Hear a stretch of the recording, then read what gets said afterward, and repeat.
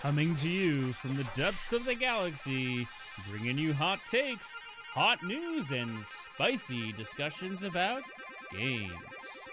We are the Uneducated Gamers!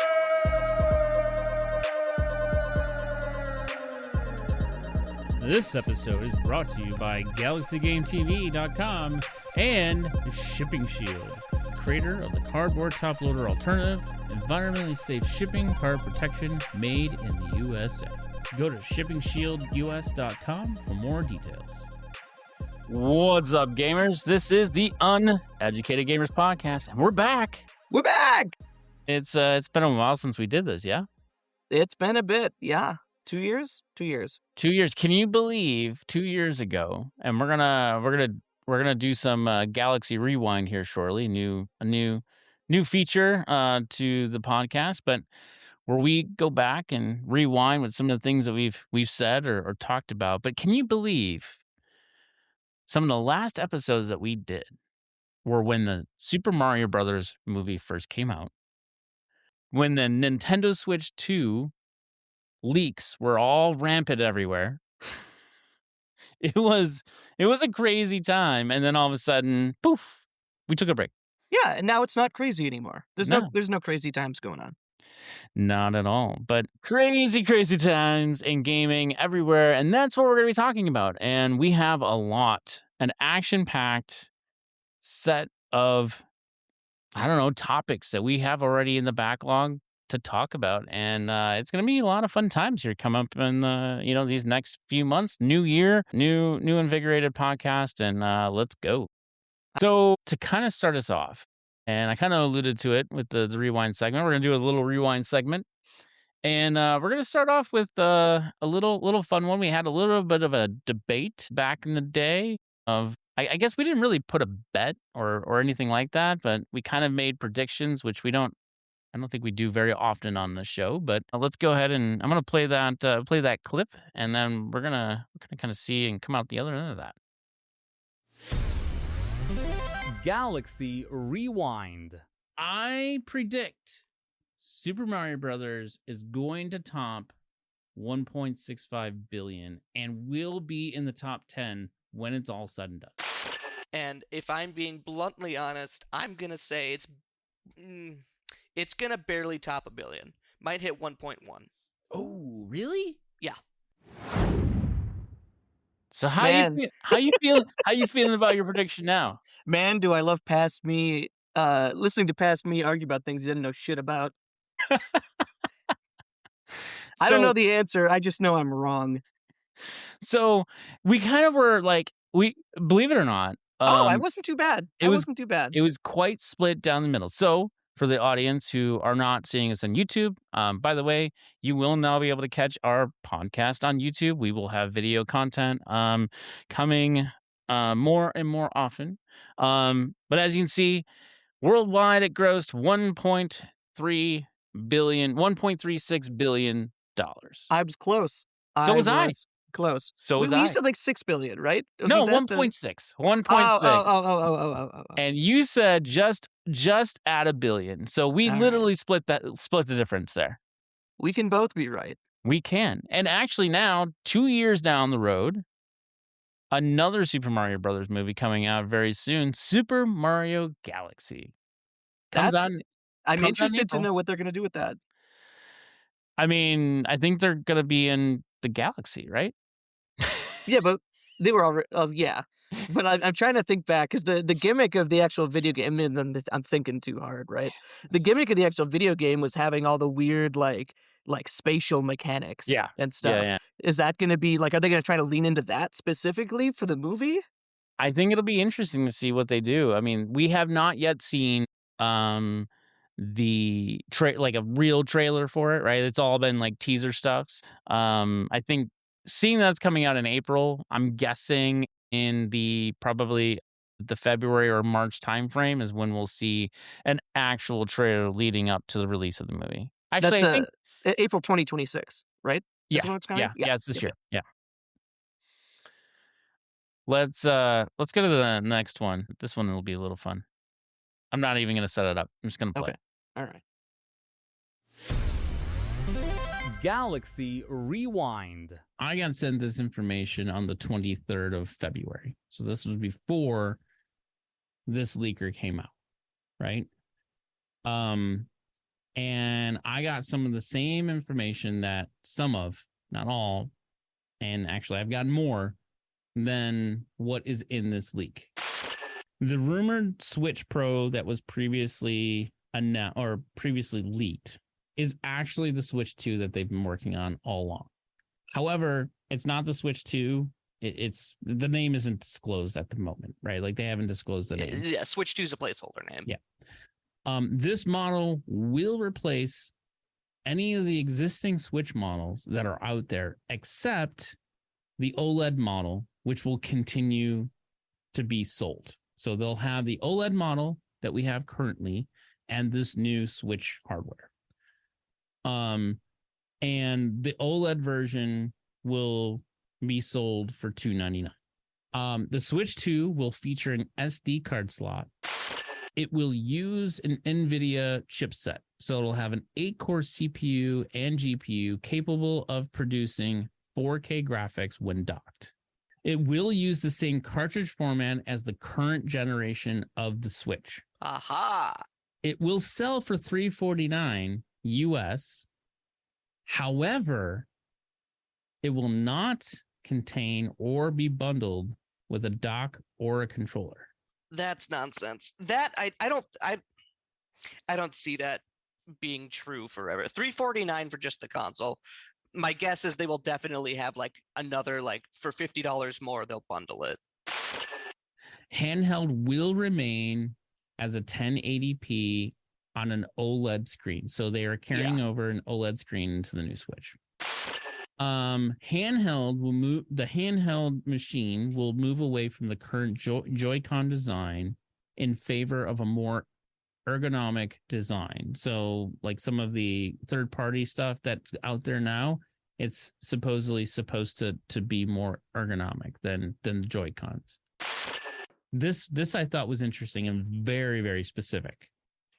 The system will launch with Metroid Prime 4, a new Mario Kart game, and an enhanced version of Pokemon Scarlet game series. So Pokemon Scarlet and Violet.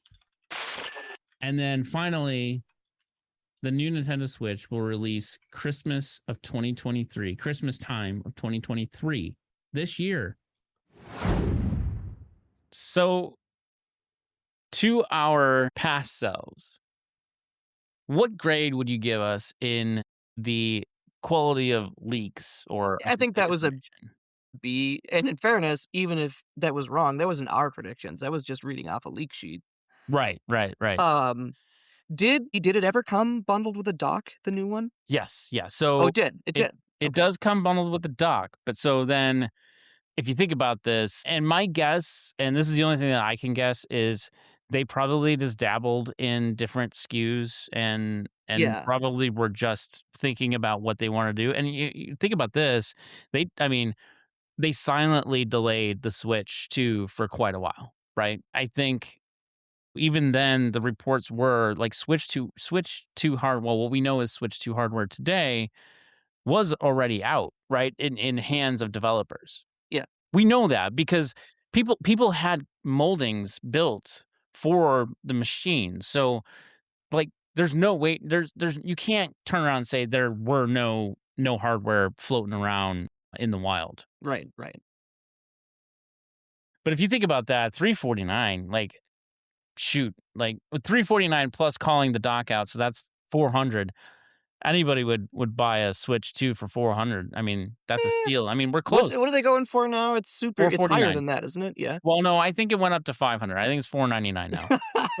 but when it released, it was $449, so it was darn close. Yeah, and the release bundle came with Mario Kart World, right? I believe $499 came with Mario Kart World. Yeah. Yep. Download, not the cartridge. Correct. Download. Yes, download. Okay. So, I mean, I'll tell you what. Like, yes, we were reading off of a leak sheet, but if you think about kind of like my source of the information that I had, like it was darn near spot on. You know, obviously within 2 years' time, a lot of things are going to change, right? Yep. I think if it came out in 2023, we probably would have had a very different release of the Switch 2. Meaning Why cost did wise. it get delayed? Because we were having like a we were still having a GPU shortage at that time? Yeah, so if you remember, there were also having issues sourcing screens at that time too.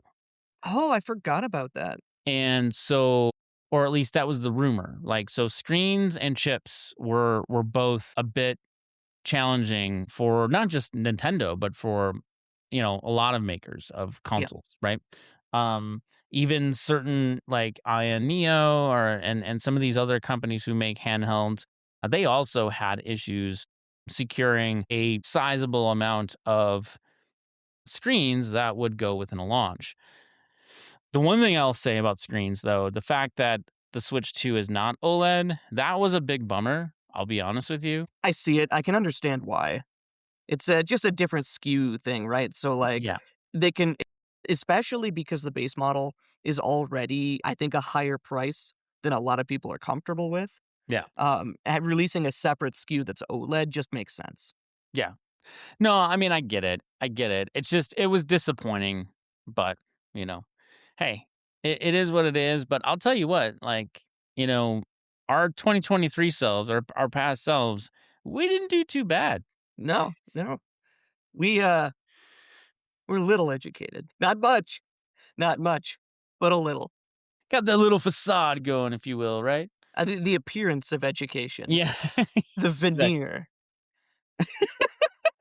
Oh my God. Pretty soon I'm going to have some veneers here too myself, No.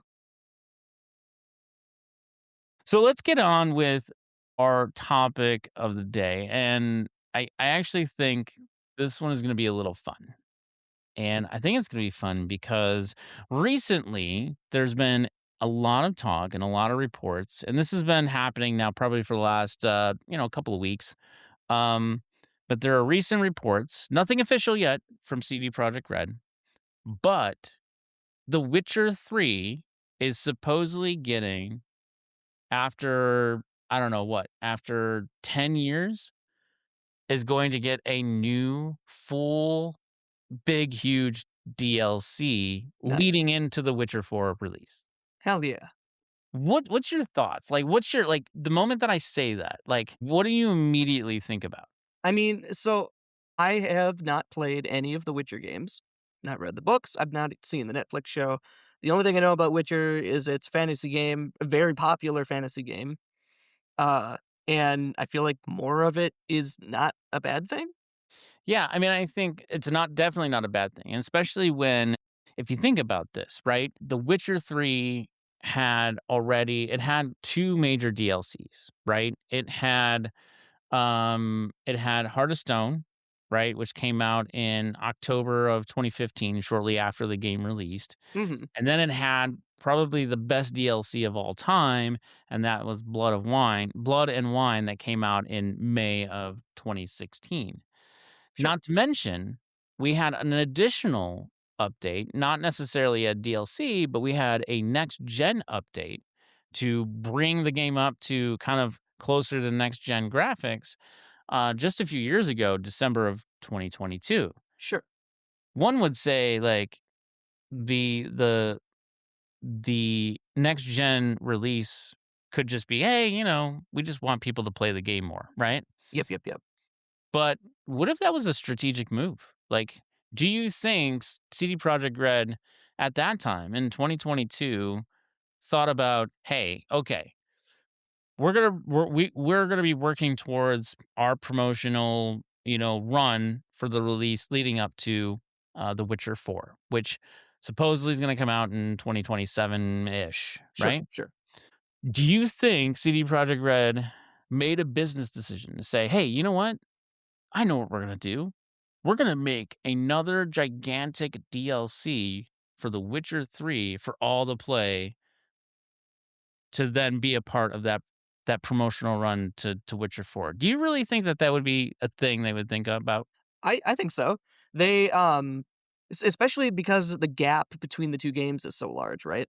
Like even after the DLCs, you said 10 years, right? Yeah. So marketing. We have such a competitive landscape for video games these days that you need that little extra oomph in marketing, I think. And I'm aware that Witcher 3 was one of the more popular, like, of all time video games. You ask anyone what their favorite games are, Witcher 3 is up there. Yeah. So if you want to market your new thing, it's pretty good to bring the old favorite one, back into the forefront of people's minds. Be like, oh, this is the sequel to that. So we're all gonna start looking forward to this then.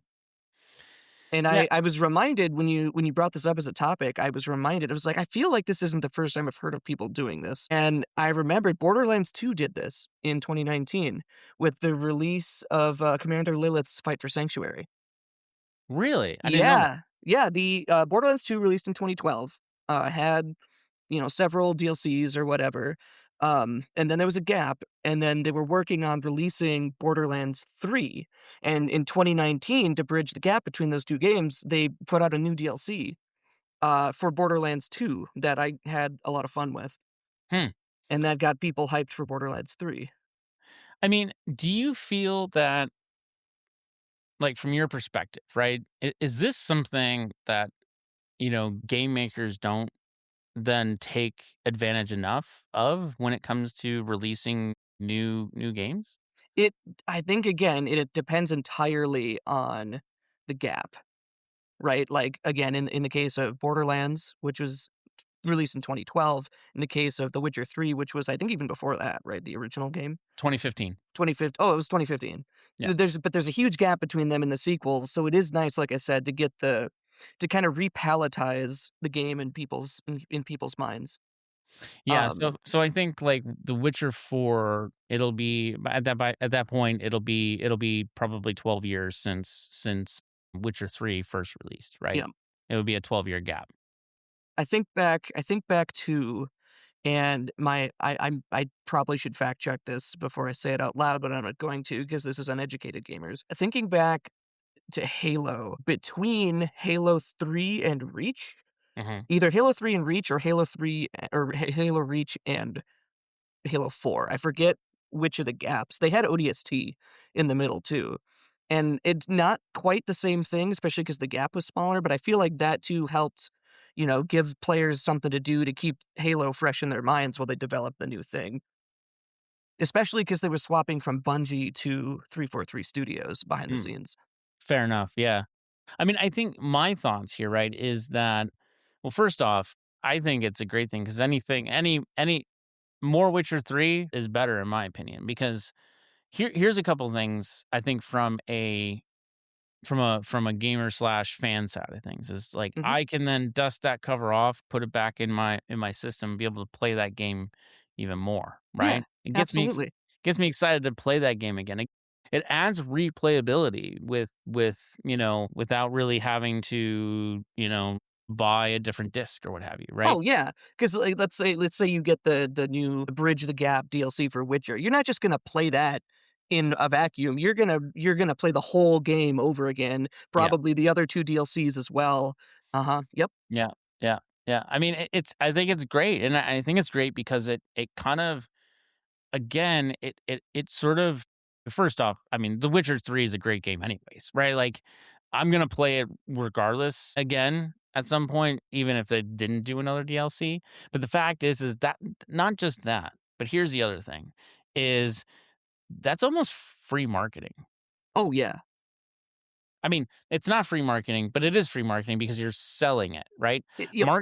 Marketing a game, right? Marketing Witcher 4 is a sunk cost to them to market the game. Yep. Whereas if you are selling a DLC, and we'll get to the cost in a second. So before I don't want to talk about the cost just yet because this will cost money, but you are going to pay for a DLC and people are going to basically pay for the promotion of The Witcher 4. That's smart business, in my opinion. Yeah. And Yeah. it's great for people. Like, you again, as we just mentioned, you can still play the game.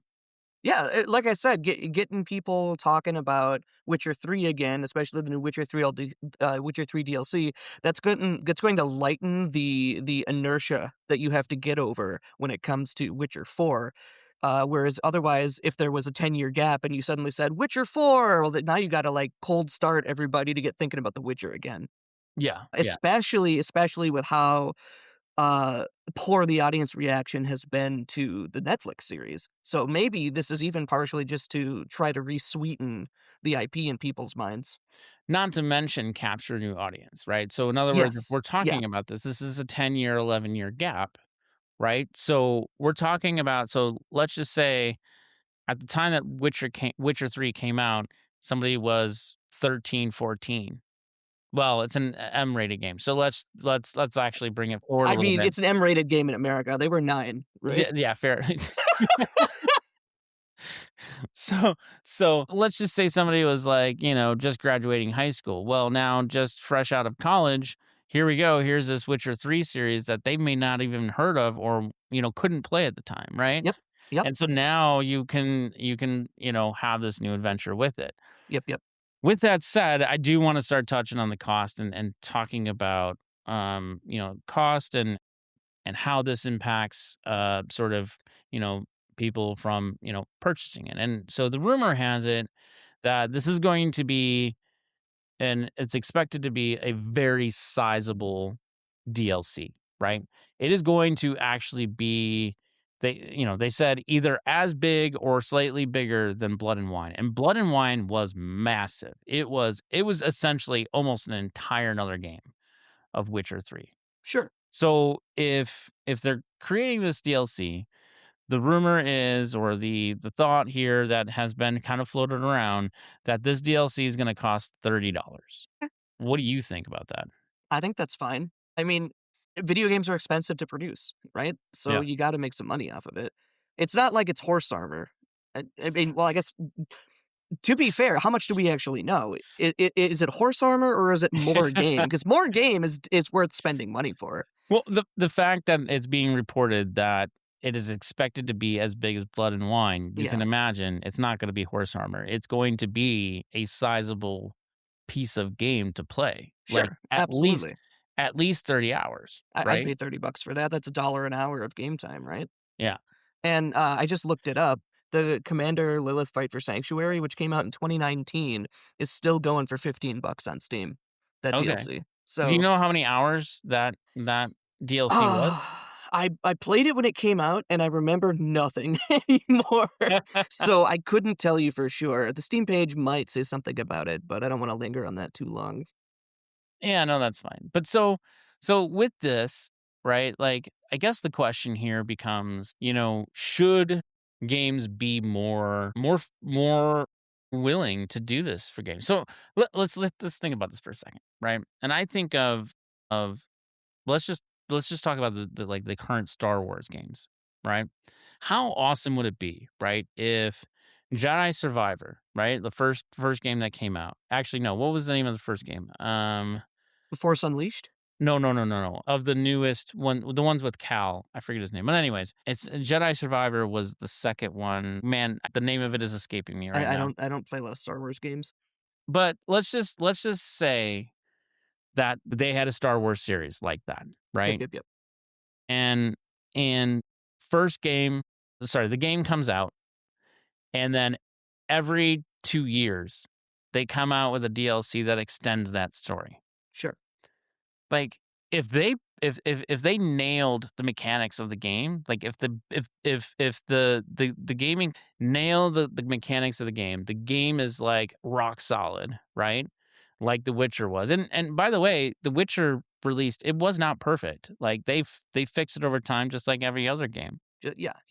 But if they committed to that and making the game that it works, wouldn't it actually cost the developers less money to release multiple releases of the same game as DLC or as additional chapters that way every 2 years than it would to develop 3 games?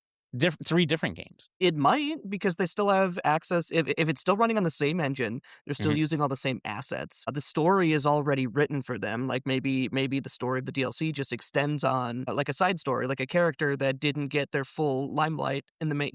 There's a lot of work already done for you that from a business perspective and an artist perspective, I feel like they could like work together to make something decent without having to get, again, it's an inertia problem, right? Yeah. They've already got it started. So have you played like things like Overwatch or any of these? Oh, I played Overwatch, played a lot of hours of Overwatch. So let me ask this question. Between Overwatch 1 to Overwatch 2, like, were there distinct differences between those two games? Mechanically, yes, in the fact that they went from 6-player teams to 5-player teams, and a lot of people quit over that. The group that I was playing with ended up not playing very much after that, which is a shame because I didn't have a problem with it. I kind of liked Overwatch 2.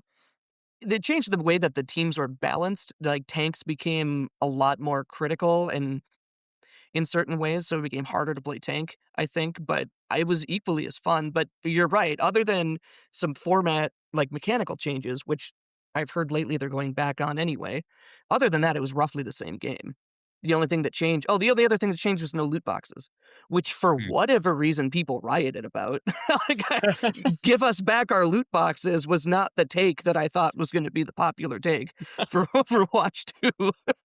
But so, and maybe live service games, maybe iterative releases like that make more sense than, say, ones that are story driven. But the way that I look at it is, I would almost argue that you're essentially working with this within the same engine, the same IP, because you have to, right? Like, you have to work within the same release engine that you did with that game, because in order to deliver DLC, it has to mesh with that code, right? Yeah. That code base has to remain the same, right? Mhm. So, Well, I mean, meaning the base code of what you're developing, as far as from an architecture standpoint, needs to stay the same, right? All of your delivery Bethesda pipelines. notwithstanding. What's that? Bethesda notwithstanding, Well, 'cause that's that's just a mess. a whole different conversation.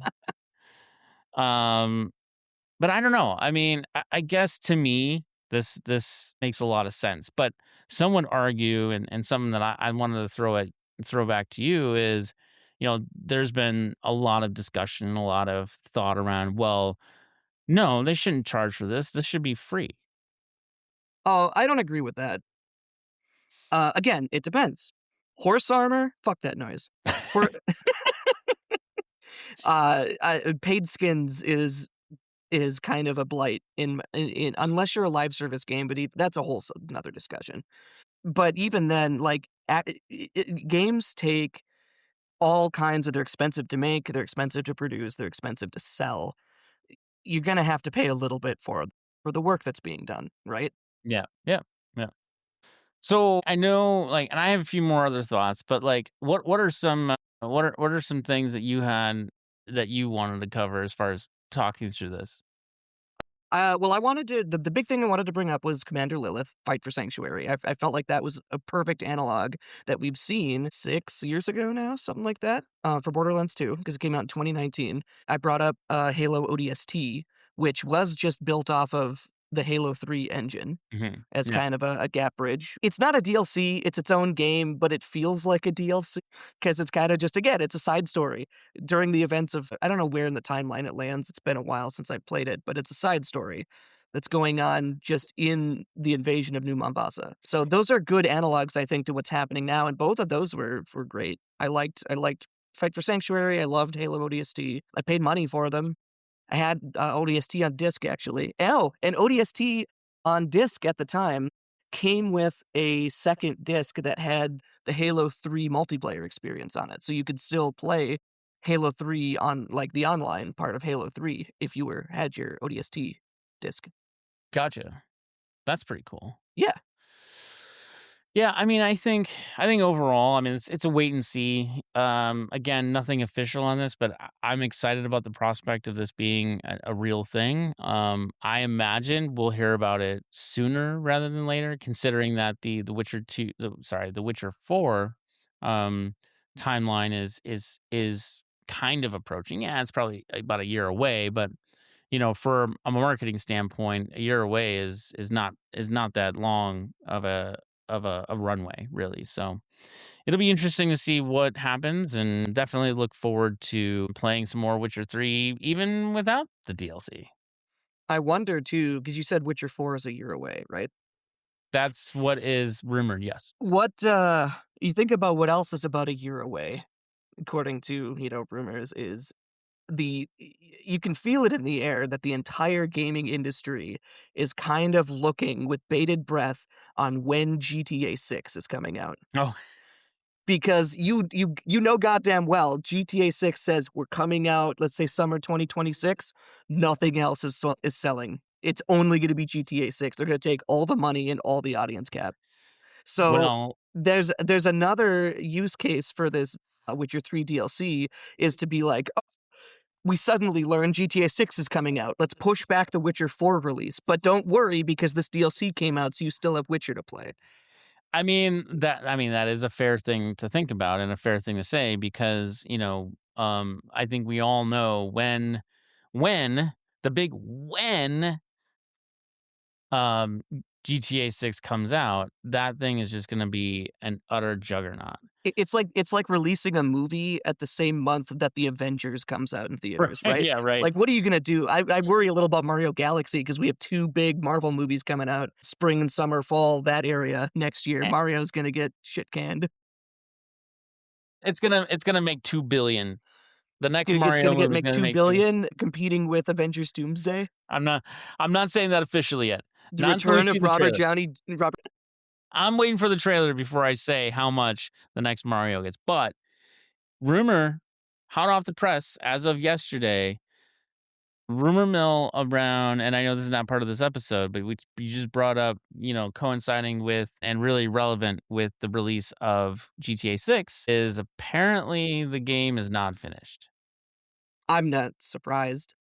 And so I feel like all of this, this dancing around that Rockstar is doing right now about the release date of it's kind of like a bait and switch thing right now where it's like everybody, it's the chicken and the egg of what everybody else is gonna do. Rockstar is trying to make sure that GTA stays on the forefront of people's minds, so when they're ready to release it, they don't have to do as much marketing. It's kind of it's the same problem that Bethesda is having right now with Elder Scrolls 6, where they're like, we promise it's coming, but we have not even seen anything beyond concept art. Did we even see anything beyond a title screen? Like a screenshot of a Nope. of a logo? No, we haven't even received a name yet. And that was what, 3 years ago that they showed it off or something like that? And I again, this could stem into a whole different topic, but another one in that same camp is Fable, the next Fable. Oh, right, because they had the trailer with the guy from the IT crowd. It's been what, 5 years? 5 years. I forgot about Fable. See, that's the problem with announcing early. That's why you need a DLC. Fable 3 DLC when? No, please don't do that. That game was not good. No. Maybe a Fable 1 remaster. Let's get that. Actually, I thought they were working on that. No, I think there is, yeah. So then actually to kind of cap this all off, I mean, if you really think about it, what we just came back full around to, right, is no, don't do a DLC for Fable 3. I think there's a fine line between games that can get reinvigorated with additional DLC 10 years later, and there's games that absolutely should not. Yes. So I think there's 2 big factors to this is the game you're making a DLC for one that people already liked? Mhm. Halo 3 going into ODST, that was going to be popular, Yeah. right? Witcher getting a new DLC, that's going to be great. Fable 3 is not going to benefit from having a DLC in 2026. What about Fallout 4? No. Although there's a new Fallout in the works, I heard. Yes, there is. Fallout 5 and New Vegas. Oh yeah, New Vegas remaster. Yeah. Will it actually run on PC this time? We'll find out. We will see. The other part though with the DLC, before I forget, so your game has to be good enough to justify a DLC to begin with. But then it's a risky proposition because let's say Witcher 3 DLC comes out, right? Everyone loves Witcher 3. Let's say Witcher 3 DLC is the best thing since sliced bread. What if Witcher 4 sucks? You bring off the Witcher 3 DLC after 10 years and everyone is max hyped. Witcher 4 sucks. Now what? That's a problem. You've Yeah. done yourself a disservice now. That's true. And I guess in any business decision, whether it's DLC or a sequel, you always run that risk. Yep. Right. It's like why nobody likes Shrek 3. It's because it came after Shrek 2. Yeah, I didn't mind Shrek 3. I like Shrek 3, but yeah, a lot of people are like, it wasn't as good as Shrek. There's nowhere to go. There's nowhere to go after Shrek 2. Borderlands 3 was always going to be bad. There's nowhere to go after Borderlands 2. But if you built well, let's just say let's think of Borderlands for a moment. Now that you brought up Borderlands 1 was great. And it actually had a significant run on the DLC train for a while. And it had really good DLC. Yep. I think there are caps to that. I think meaning like I do think The Witcher 3 could be one of those exceptions that 10 years down the road you can put a new DLC out there and people will absolutely want to get it. Sure. I think if you put out DLC today for, say, Borderlands 1, I'm not sure somebody would be ready to be forking out money for that. I think it's too far gone. We've already had Borderlands 4, right? So doing a Borderlands 1 or 2 DLC at this point is even 3. If they put out a new Borderlands 3 DLC now that we've already had the Borderlands 4 launch, it would be strange. I don't think it would work. Yeah. But if you're still going from like 2 to 3 and there's a large year gap of no content, I think that's where you get another DLC midway. Then it's welcome. Well, okay, let me rephrase that. Let's just say we didn't have Borderlands 2, 3, and 4, right? Sorry, I thought of a stupid example, but you go first. You go first. Let's just say we didn't have Borderlands 2, 3, and 4, right? We still had just Borderlands 1 that came out. Do you think the hype train for the original Borderlands would carry through getting a new DLC? And I know it'd be hard to think about now that we've got new Borderlands, but like, would that be a thing? When did the first one come out? I think it was 2010 or 09, I believe. That sounds right, either 9 or 10. Because the second one came out 2012. All I can find on Steam is the Game of the Year enhanced version. But that sounds right. 2029 or 2010. That would be 16, 17 years ago. October 20th, 2029. No, sorry, 2009. Yeah. 2009. Yeah. Yeah, so like 18 years ago. Yeah. That math is wrong, but it's close. That's a large enough gap that I think you come around the other side and you just remaster the game. Right? Because it would have been early Xbox 360 that came out for. Yeah. And we're on, like, make Borderlands remastered for the Steam Deck, right? At that point, don't do a DLC for a game that is so far long ago that people are like, what is this DLC for? So, okay. All right. So, think about this. A couple years ago, The Witcher 3 came out with the enhanced edition. Yep. In 2022. Yep. So, say Borderlands came out with an enhanced edition, and then a few years later, they came out with a DLC. They did that. I think. When did the Handsome Jack collection come out? Oh, I forgot about the that. Handsome Jack collection had Borderlands 2, the pre-sequel, and was it just 2 in the pre-sequel? It might have been just 2 in the pre-sequel. And I can't remember if that came out. It was 2 and pre-sequel, yes. Yeah, and I can't remember what year did that come out. I think that's 2015. 2015? I think.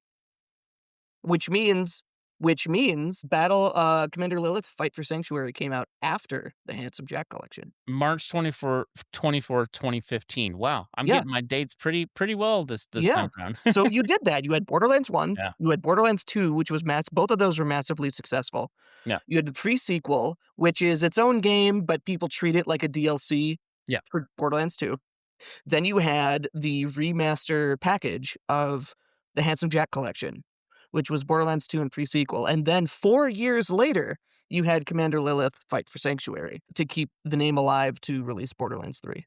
Okay, so this isn't, I mean, I guess if we think of it that way, I guess this is not unique.